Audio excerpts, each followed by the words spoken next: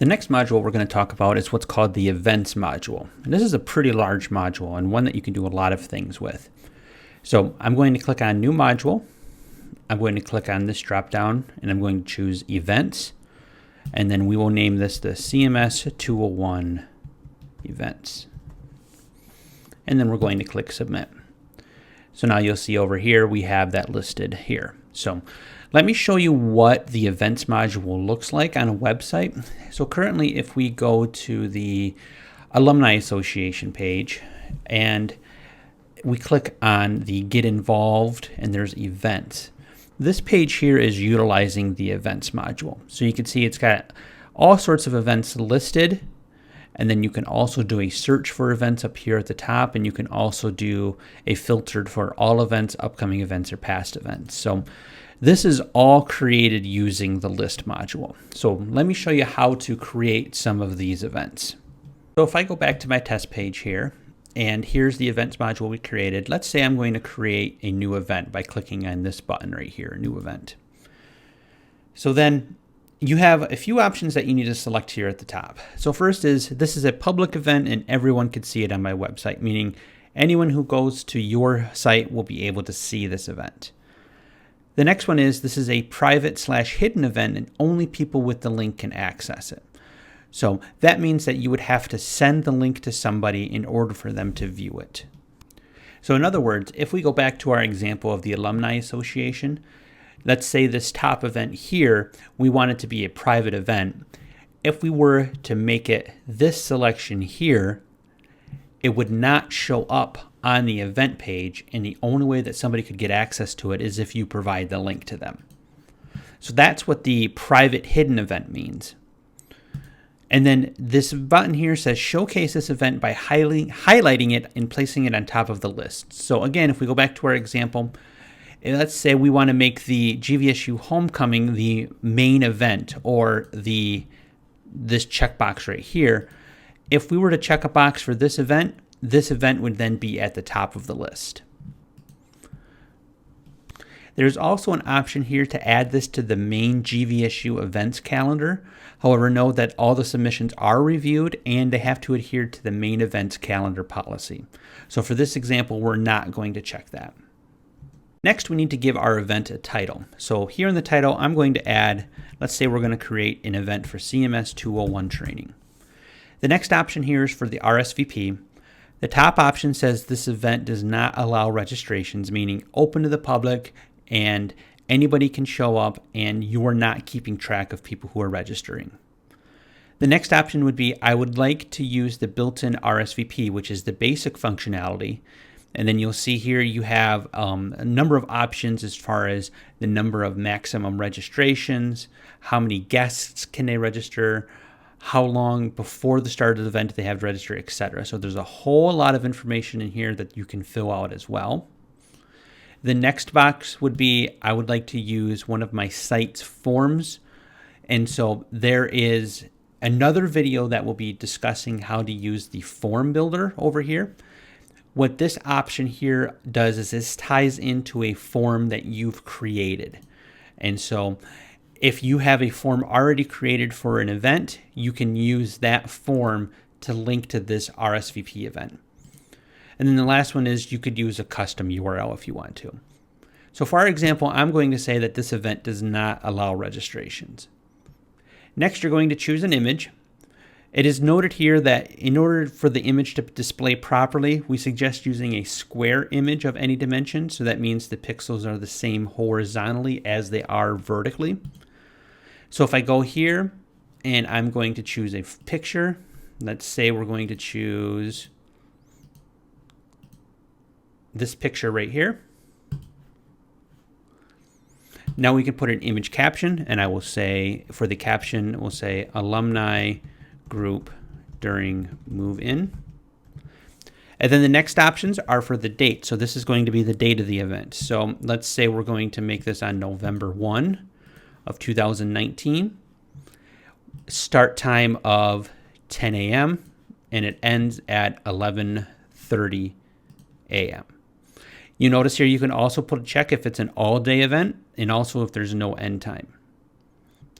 So now I could also repeat this event if I want to. So let's say I want this to be repeated every week, for example. So I could say that on November 1, this is when it's starting. So then I also want it to go on for November 7.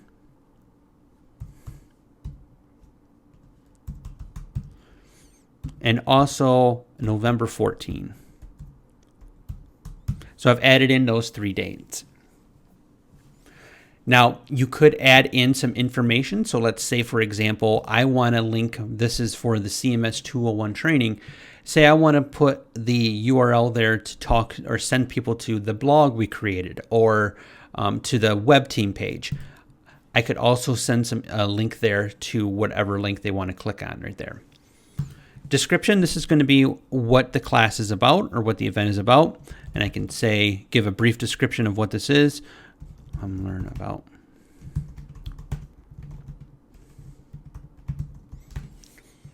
And then I could put contact information here. So I could say contact myself.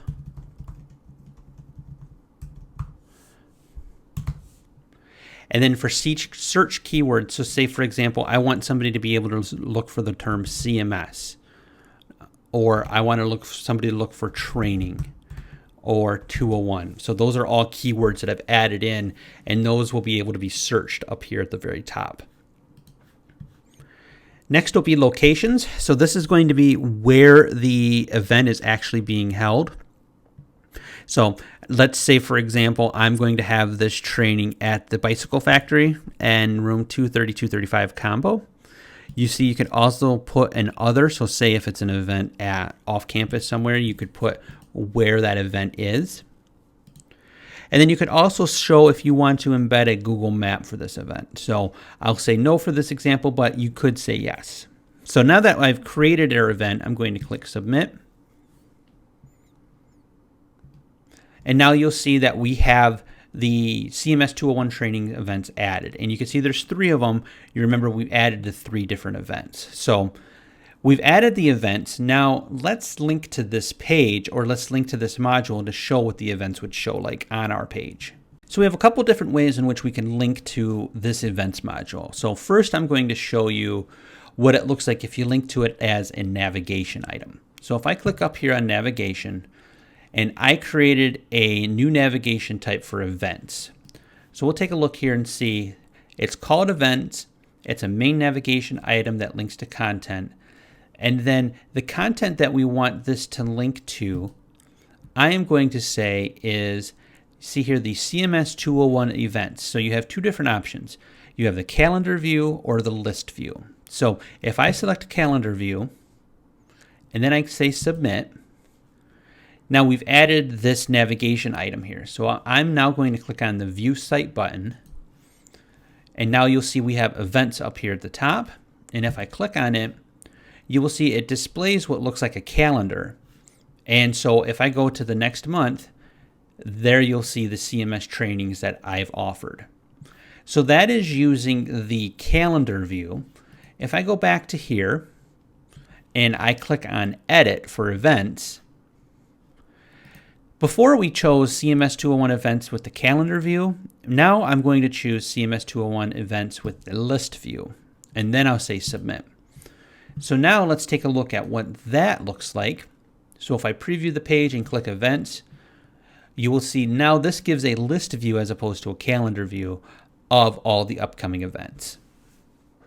So I just showed you the events module and how it is a whole new page, and we linked it to a navigation item. So now I want to show you, if I go back to our page and I go to content, I'm going to show you how you can add this module onto a page that's been already created. So I'm going to edit this page that I've created called modules. And when this page loads, you'll see here it's just a blank page. Nothing is on it. Then if I click on the modules button down here at the bottom right hand side, and now you will see we have the CMS 201 events, and if I click on it, it now adds it to our page. So now if I click on Preview Draft, you will see that it creates the page with the event module already created in there. So I could go back to here and I could add in pictures, headers, whatever I want to. So you have two different ways to show the events page or the events module. You can have it shown as an entire page, which is what we did initially with the events button here. Or you could have it shown up on a content page within the page itself, and then you could add content around it.